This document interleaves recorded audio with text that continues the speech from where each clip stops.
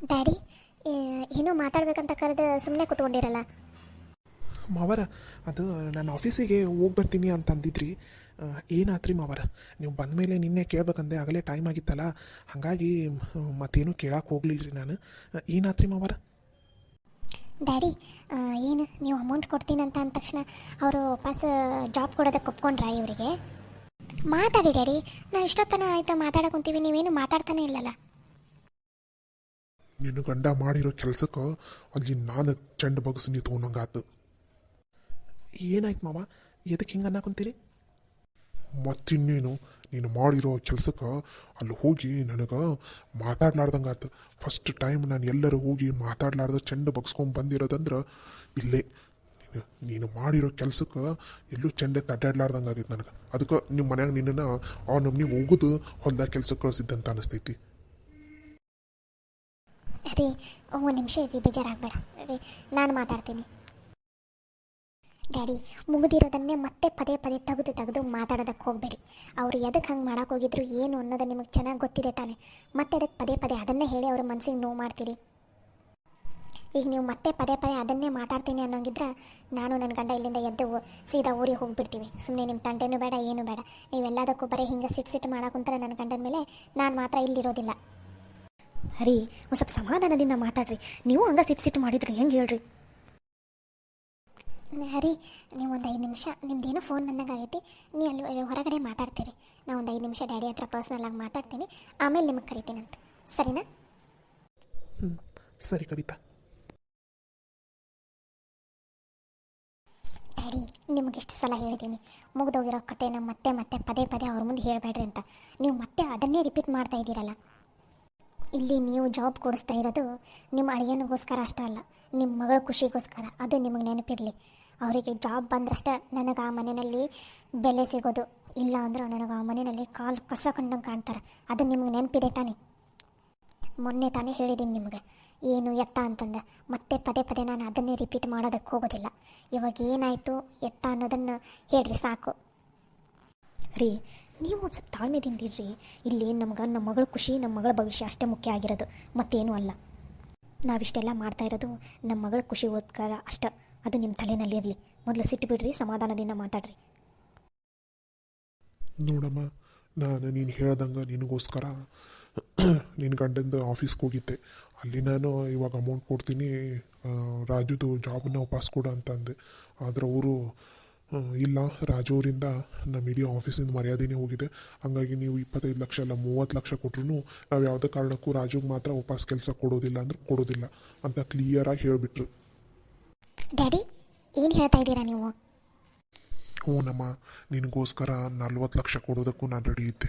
ಅವ್ರಿಗೆ ಹೇಳಿದೆ 40 ಲಕ್ಷ ಕೊಡ್ತೀನಿ ನಾನು, ಬೇಕಾದ್ರೆ ನೀವು ಹೇಳಿದ್ದು 25 ಲಕ್ಷ, ನಾನು ಕೊಡ್ತಾ ಇರೋದು 40 ಲಕ್ಷ. ದಯವಿಟ್ಟು ನನ್ನ ಅಳಿಯಂದು ಜಾಬನ್ನು ವಾಪಸ್ ಕೊಡಿ ಅಂತ ಎಷ್ಟು ರಿಕ್ವೆಸ್ಟ್ ಮಾಡ್ಕೊಂಡು ಕೇಳಿದ್ರು ಅವ್ರು ಮಾತ್ರ ಕೊಡೋದೇ ಇಲ್ಲ ಅಂತ ಹೇಳಿದರು.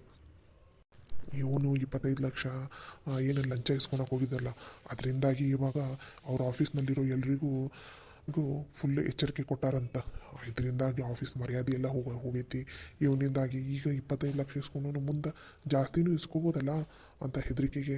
ಅದಕ್ಕೋಸ್ಕರ ದಯವಿಟ್ಟು ನಿಮ್ಮ ಕೈ ಮುಗಿತಿ, ನಿಮ್ಮ ಅಮೌಂಟು ಬೇಡ, ನಿಮ್ಮ ಅಳಿಯನಿಗೆ ನಾವು ಜಾಬು ಕೊಡೋದಿಲ್ಲ ಅಂತ ಹೇಳಿ ಕಳಿಸಿದ್ರವ್ರು. ನೀವು ಇಲ್ಲಲ್ಲ, ಎಲ್ಲಿ ಹೋದ್ರೂ ಅಷ್ಟೇ, ರಾಜುಗೆ ಮಾತ್ರ ವಾಪಸ್ ಕೆಲಸ ಸಿಗೋದಿಲ್ಲ ಅಂದರೆ ಸಿಗೋದಿಲ್ಲ ಅಂತ ಕ್ಲಿಯರಾಗಿ ಹೇಳಿ ಕಳಿಸಿದ್ರವರು. ಡ್ಯಾಡಿ, ಹಂಗಂದ್ರೆ ಇವಾಗ ಏನು ಮಾಡೋದು? ಹಂಗಂದ್ರೆ ಅವ್ರಿಗೆ ಇವಾಗ ವಾಪಸ್ ಜಾಬ್ ಸಿಗೋದಿಲ್ಲ ಅಂದ್ರೆ ಇವಾಗ ಏನು ಮಾಡೋದು ಡ್ಯಾಡಿ? ಹಂಗಂದ್ರೆ ಮುಂದೆ ನನ್ನ ಭವಿಷ್ಯದ ಕತೆ ಏನು? ನಾನು ನಿಮ್ಮ ಡ್ಯಾಡಿ ನಿನ್ನೆಯಿಂದ ಅದನ್ನು ಯೋಚನೆ ಮಾಡಾಕೊಂತೀವಿ, ಹೆಂಗೆ ಏನು ಅಂತ ಗೊತ್ತಾಗ್ತಾನೆ ಇಲ್ಲ ಇವಾಗ ನಮಗಂತೂ. ಅಂತ ಎಷ್ಟು ಚೆನ್ನಾಗಿರೋ ಕೆಲಸನ ತಾನ ಕಳ್ಕೊಂಡ. ಇವಾಗ ವಾಪಸ್ ನೋಡು, ಸಿಗಂದ್ರೆ ಸಿಗುತ್ತಾ? ಸಿಗೋದಿಲ್ಲ. ಎಷ್ಟು ಅಮೌಂಟ್ ಕೊಟ್ರೂ ಸಿಗೋದಿಲ್ಲ. ಇವಾಗ ನಮಗಂತೂ ಏನು ಮಾಡ್ಬೇಕಂತ ಗೊತ್ತಾಗ್ತಾನೆ ಇಲ್ಲ. ರೀ, ರಾಜವ್ರೆ ಬರ್ರಿ ಇಲ್ಲಿ. ನೋಡ್ರಿ, ನೀವು ಮಾಡಿರೋ ಒಟ್ಟಿಗೆ ಇವಾಗ ಡ್ಯಾಡಿ 25 ಲಕ್ಷ ಅಲ್ಲ 40 ಲಕ್ಷ ಕೊಡ್ತೀನಂದ್ರೂ ನಿಮ್ಮ ಕೆಲಸ ನಿಮ್ಗೆ ವಾಪಸ್ ಕೊಡೋದಿಲ್ಲಂತೆ. ಸಾರಿ ಕವಿತಾ, ನಾ ಏನೂ ಮಾಡೋದಕ್ಕಂತ ಹೋಗಿ ಅದು ಇನ್ನೇನೋ ಆಗ್ಬಿಡ್ತು. ಅದಕ್ಕೆ ಹೇಳೋದು ಏನೇ ಮಾಡಬೇಕಾದ್ರೂ ಒಂದು ಸಲ ಅಲ್ದ 10 ಸಲ ಯೋಚನೆ ಮಾಡಿ ಮಾಡಬೇಕಂತ ಹೇಳೋದು. ಇವಾಗ ನೋಡ್ರಿ ನಿಮ್ಮ ಜಾಬ್ ವಾಪಸ್ ಬರಲ್ಲ ಅಂತ ಏನಾದರೂ ನಿಮ್ಮ ಮನೆಯಲ್ಲಿ ಗೊತ್ತಾದ್ರೆ ಅಷ್ಟ ನಮ್ಮಿಬ್ಬರನ್ನು ಕಾಲು ಕಸಕ್ಕಿಂತ ಹತ್ತ ಕಾಣ್ತಾರೆ, ಗೊತ್ತಾಯ್ತಾ? ನಾನಂತೂ ನಿಮಗೆ ಜಾಬ್ ಇಲ್ಲದೆ ನಿಮ್ಮ ಮನೆಗೆ ಬರೋದಿಲ್ಲ ಅಂದ್ರೆ ಬರೋದಿಲ್ಲ ಅಷ್ಟೆ. ಹಂಗಂದ್ರೆ ಹೆಂಗೆ ಕವಿತಾ? ಹಂಗಿಲ್ಲ ಹಿಂಗಿಲ್ಲ, ನಿಮ್ಮಿಂದಾಗಿ ನನಗಲ್ಲೇನು ಮರ್ಯಾದೆನೇ ಇಲ್ಲದಂಗಾಗಿದೆ. ಇನ್ನೇನಾದರೂ ನೀವು ಹೊಲದಲ್ಲೇ ಕೆಲಸ ಮಾಡೋದಕ್ಕೆ ಪರ್ಮನೆಂಟ್ ಆದರೆ ಅಷ್ಟೇ ನಿಮಗಿಂತ ಹಠಾತ ನೋಡ್ತಾರೆ ನನ್ನನ್ನು, ಗೊತ್ತಾಯ್ತಾ? ನಾನು ಮಾತ್ರ ಆ ಮನೆಗೆ ಬರೋದಿಲ್ಲ, ಹೆಜ್ಜೆನೂ ಇಡೋದಿಲ್ಲ ಅಷ್ಟೇ. ಡ್ಯಾಡಿ, ನಾನು ಮಾತ್ರ ಯಾವುದೇ ಕಾರಣಕ್ಕೂ ಇವ್ರ ಮನೆಗೆ ಹೋಗೋದಿಲ್ಲ ಅಂದ್ರೆ ಹೋಗೋದಿಲ್ಲ. ಇವ್ರಿಗೆ ಜಾಬ್ ಸಿಗಲ್ಲ ಅಂತ ಅವ್ರಿಗೇನಾದರೂ ಗೊತ್ತಾದ್ರೆ ಅಷ್ಟೇ ಎಷ್ಟು ಆಡ್ಕೋತಾರೆ ಗೊತ್ತಾ ಡ್ಯಾಡಿ? ಇವಾಗಲೇ ಏನು ಮರ್ಯಾದೆನೇ ಇಲ್ಲದಂಗೆ ಮಾಡಿದ್ದಾರೆ. ಇನ್ನೇನಾದರೂ ಅದೇ ಏನಾದರೂ ಕನ್ಫರ್ಮ್ ಆಯ್ತಂದರೆ ಇವ್ರ ಹೊಲದಲ್ಲೇ ಕೆಲಸ ಮಾಡೋದು ಫಿಕ್ಸ್ ಆಗುತ್ತಾ, ನಾನು ಮನೆಯಲ್ಲಿ ಕಸನೆಲ್ಲ ಮಾಡ್ಕೊಂಡಿರೋದಾಗತ್ತಾ ಅಷ್ಟೇ. ಕವಿತಾ, ನಿಮ್ಮ ಡ್ಯಾಡಿ ಅಷ್ಟು ಈಸಿಯಾಗಿ ನಿನ್ನ ಜೀವನ ಹಾಳು ಮಾಡಕ್ಕೆ ಬಿಡ್ತಾರನು? ಅಲ್ಲ ಮಮ್ಮಿ, ಒಂದು ಗೌರ್ಮೆಂಟ್ ಜಾಬ್ ತೊಗೊಳೋದು ಎಷ್ಟು ಕಷ್ಟ ಗೊತ್ತಾ ಈಗಿನ ಕಾಲದಲ್ಲಿ? ಅಂಥ ಚೆನ್ನಾಗಿರೋ ಜಾಬನ್ನು ಇವ್ರು ಕಳ್ಕೊಂಡಾರ. ಪಾಪ ಡ್ಯಾಡಿ ಎಷ್ಟು ಕಷ್ಟಪಟ್ಟು ಏನೋ ಒಂದು ಮಾಡಿ ಅದನ್ನು ವಾಪಸ್ ತೊಗೊಂಡು ಹಂಗೆ ಮಾಡೋದಕ್ಕೆ ಹೋದ್ರೆ ಅವರು ಆಗೋದೇ ಇಲ್ಲ ಅಂತಂದರು. ಅಂದಮೇಲೆ ಇವಾಗ ಮತ್ತೆ ಏನು ದಾರಿ ಇದೆ ಮಮ್ಮಿ, ನೀನೇ ಹೇಳು. ಇವ್ರಿಗೆ ಜಾಬ್ ಇದ್ದಾಗ ನಾನು ಎಷ್ಟು ಆಸೆ ಕನಸುಗಳನ್ನು ಕಂಡಿದ್ದೆ ಗೊತ್ತಾ? ಇವಾಗ ಇವ್ರು ಹೊಲದಲ್ಲಿ ಕೆಲಸ ಮಾಡ್ತಾರಲ್ಲ, ದಿನಕ್ಕೂ 100 ರೂಪಾಯಿ ಕೂಡ ದುಡಿಯೋದಿಲ್ಲ ಗೊತ್ತಾ? ಹೆಂಗೆ ಮಮ್ಮಿ, ಹೆಂಗೆ ಇವ್ರ ಜೊತೆ ಇರಲಿ ನಾನಲ್ಲಿ? ಆ ಮನೆಯಲ್ಲಿ ಏನು ಮರ್ಯಾದೆನೇ ಇರೋದಿಲ್ಲ ಗೊತ್ತಾ? ಕವಿತಾ, ಜಾಬ್ ಇಲ್ಲ ಅಂದ್ರೆ ಏನಾಯಿತು? ಬೇರೆ ಏನಾದರೂ ನಾನು ಒಂದು ವ್ಯವಸ್ಥೆ ಮಾಡಿಕೊಟ್ಟೆ ಕೊಡ್ತೀನಿ. ನಿಂದು ಎಲ್ಲ ಜವಾಬ್ದಾರಿ ನನ್ನ ಮೇಲೆ ಐತಿ. ನೀನೇನು ತಲೆ ಕೆಡ್ಸ್ಕೊಳಕ್ಕೆ ಹೋಗ್ಬೇಡ. ನಾನೇನಾದರೂ ಒಂದು ದಾರಿ ಹುಡುಕ್ತೀನಿ. ನಿನ್ನ ಜೀವನ ಸರಿ ಮಾಡ್ತೀನಿ. ಅಲ್ಲಮ್ಮ, ಆ ಮನೆಯಲ್ಲಿ ನಿನ್ನ ಮರ್ಯಾದೆ ಹೋಗಂಗೆ ನಾನು ಮಾಡ್ತೀನ? ಚಾನ್ಸೇ ಇಲ್ಲ. ಆ ಮನೆಯಲ್ಲಿ ನೀನು ಇಷ್ಟು ದಿನ ಹೆಂಗೆ ರಾಣಿ ಇದ್ದಂಗೆ ಇದೆಯಲ್ಲ, ಹಂಗೆ ಮುಂದೆನೂ ನೀನು ಆ ಮನೆಯಲ್ಲಿ ರಾಣಿ ಇದ್ದಂಗೆ ಇರಬೇಕು. ಹಂಗೆ ಮಾಡೋ ಜವಾಬ್ದಾರಿ ನಂದು. ನೀನೇನು ತಲೆ ಕೆಡಿಸ್ಕೊಬೇಡ. ಒಂದಿಲ್ಲ ಅಂದರೆ ಇನ್ನೊಂದು ದಾರಿ ಇದ್ದೇ ಇರುತ್ತೆ. ನಾವು ಅದ್ರ ಕಡೆ ಲಕ್ಷ್ಯ ಕೊಡಬೇಕು. ಅದನ್ನು ಬಿಟ್ಟು ಮುಗಿದು ಹೋಗಿರೋದ್ರ ಬಗ್ಗೆ ಯೋಚನೆ ಮಾಡ್ಕೊತ ಕೂತ್ಕೋಬಾರ್ದು. ನಾನೇ ಒಂದು ಏನಾದರೂ ಪ್ಲ್ಯಾನ್ ಮಾಡ್ತೀನಿ ರಮ್ಮ. ನೀನು ಯಾವುದೇ ಕಾರಣಕ್ಕೂ ತಲೆ ಕೆಡ್ಸ್ಕೊಳಕ್ಕೆ ಹೋಗ್ಬೇಡ, ಚಿಂತೆ ಮಾಡ್ಕೊತ ಕೂತ್ಕೊಳಕ್ಕೆ ಹೋಗ್ಬೇಡ, ಸರಿನಾ? ಸಾರಿ ಮಾವರ, ಇದೆಲ್ಲ ನನ್ನಿಂದನೇ ಆಗಿದ್ದು. ನನ್ನಿಂದಾಗಿ ಇವಾಗ ನೀವೆಲ್ಲ ಇಷ್ಟೆಲ್ಲ ನೋವು ಅನುಭವಿಸ್ದಂಗಾಗಿದೆ. ಎಲ್ಲ ಮುಗಿದು ಹೋದ್ಮೇಲೆ ಈಗ ಪಶ್ಚಾತ್ತಾಪ ಪಟ್ಟರೆ ಏನು ಪ್ರಯೋಜನ ಬರುತ್ತಾ ವಾಪಸ್ಸು? ನಿನ್ನಿಂದಾಗಿ ಇವಾಗ ನನ್ನ ಮಗಳು ನಾವು ಅನುಭವಿಸೋಂಥ ಪರಿಸ್ಥಿತಿ ಬಂದೈತಿ. ನೋಡಪ್ಪ, ಇಷ್ಟು ದಿನ ಅಂತೂ ಮುಗಿದೋತು. ಈಗ ಮುಂದೆ ಏನಾರು ಒಂದು ವ್ಯವಸ್ಥೆ ಮಾಡ್ತಾರೆ ನಿಮ್ಮ ಮಾವರು. ಆದ್ರೆ ಈ ಸಲನಾರ ಚಂದನದಂಗೆ ಜವಾಬ್ದಾರಿಯಿಂದ ನಿಭಾಯಿಸೋದು ಕಲಿ, ಮತ್ತು ಮುಂಚೆ ಮಾಡ್ದಂಗೆ ಮಾಡೋಕ್ಕೆ ಹೋಗಬೇಡ. ಇಲ್ಲ ಅತ್ತೆ, ಒಂದು ಸಲ ಮಾಡಿದ್ದಕ್ಕೆ ಇಷ್ಟೆಲ್ಲ ಅನುಭವಿಸ್ಕೊಂತೀನಿ. ಮತ್ತೆ ವಾಪಸ್ ಅದೇ ತಪ್ಪನ್ನು ನಾನು ಮಾಡೋದಿಲ್ಲ. ಏನು ಮಾಡ್ತೀರಾ ಡ್ಯಾಡಿ? ಏನು ಮಾಡಬೇಕಂತ ಅಂದ್ಕೊಂಡಿದ್ದೀರಾ? ಅದನ್ನಾದರೂ ಹೇಳಿ. ನನಗೂ ಇನ್ನೂ ಗೊತ್ತಿಲ್ಲಮ್ಮ ಅದು ಏನು ಮಾಡಬೇಕು ಅಂತ. ಆದರೆ ನನಗೆ ಸ್ವಲ್ಪ ಯೋಚನೆ ಮಾಡೋದಕ್ಕೆ ಒಂದು 2 ದಿನ ಟೈಮ್ ಕೊಡಮ್ಮ ಪ್ಲೀಸ್. 2 ದಿನ ಅಲ್ಲದೆ ಇದ್ರೂ ಇವತ್ತು ಒಂದಿನ ಟೈಮ್ ಕೊಡು ನಂಗೆ ಯೋಚನೆ ಮಾಡೋದಕ್ಕೆ. ಏನಾದರೂ ಒಂದು ಒಳ್ಳೆ ದಾರಿ ಇಡೀ ಕಾಣುತ್ತೆ. ಕವಿತಾ, ನೀವು ಒಮ್ಮಿಗೆ ಗಾಬರಿ ಆಗೋದು, ಒಮ್ಮಿಗೆ ಸಿಟ್ಟಿಗೆ ಹೋಗೋದು, ಇಲ್ಲ ಜಗತ್ತ ತಲೆ ಮೇಲೆ ಬಿದ್ದು ಅನ್ನಂಗೆ ಆಡೋದಕ್ಕೆ ಹೋಗಬೇಡ. ಎಲ್ಲ ಕಷ್ಟಕ್ಕೂ ಏನಾದರೂ ಒಂದು ದಾರಿ ಇದ್ದೇ ಇರುತ್ತೆ. ಎಲ್ಲ ಸಮಸ್ಯೆಗೂ ಏನಾದರೂ ಒಂದು ಪರಿಹಾರ ಇದ್ದೇ ಇರುತ್ತೆ. ನೀನು ತಲೆ ಕೆಡ್ಸ್ಕೊಳಕ್ಕೆ ಹೋಗಬೇಡ. ಏನಾದರೂ ಒಂದು ಮಾಡಿದ್ರಾತ. ನಿನಗೆ ನಿಮ್ಮ ಡ್ಯಾಡಿ ಮೇಲೆ ನಂಬಿಕೆ ಇದ್ದಿಲ್ಲ? ಹ್ಞೂ ಮಮ್ಮಿ, ಡ್ಯಾಡಿ ಮೇಲೆ ನಂಬಿಕೆ ಇರೋದಕ್ಕೆ ತಾನೇ ನಾನು ಇಲ್ಲಿಗೆ ಬಂದು ಕೂತ್ಕೊಂಡಿರೋದು. ನೋಡಮ್ಮ, ನಾ ಯಾವುದೋ ಒಂದು ನಿರ್ಧಾರ ತಗೋತೀನಿ. ಅಲ್ಲಿವರೆಗೂ ನೀನು ಸಮಾಧಾನದಿಂದಿರು ಅಷ್ಟೇ, ಓಕೆನಾ? ಸರಿ ಡ್ಯಾಡಿ.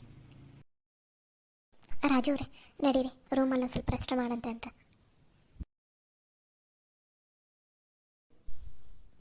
ಏನು ಕಡ್ದು ಕಟ್ಟಿ ಹಾಕಾನಂತ ರೆಸ್ಟ್ ಮಾಡ್ಬೇಕು ಏನು?